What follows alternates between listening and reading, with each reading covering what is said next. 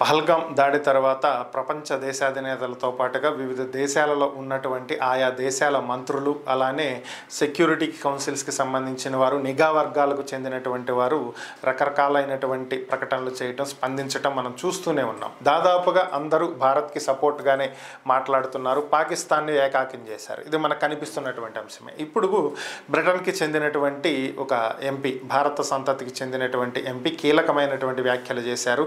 పీఓకేకి సంబంధించి ఆయన చేసినటువంటి వ్యాఖ్యలు ఒకసారి పరిశీలించినట్లయితే ఇప్పుడు భారత్పై జరిగినటువంటి ఈ దాడి ఇది ఉగ్రవాదుల దాడిగా మేము భావిస్తున్నామని, ఖచ్చితంగా దీన్ని ఖండించాల్సినటువంటి అంశమేనని, పర్యాటకుల మీద విచక్షణ రహితంగా ఈ విధంగా దాడులు చేయటం సరైనటువంటి విధానం కాదని, ఇటువంటి దాడులు భవిష్యత్తులో జరగకుండా ఉండాలన్నా, మరొకసారి ఇలా దాడి జరిగింది అనేటువంటిది మనం మాట్లాడుకోకుండా ఉండాలన్నా భారత్ చేయాల్సినటువంటి ఒకే ఒక్క పని ఏంటి అంటే పీఓకేని ఆక్యుపై చేసుకోవటం.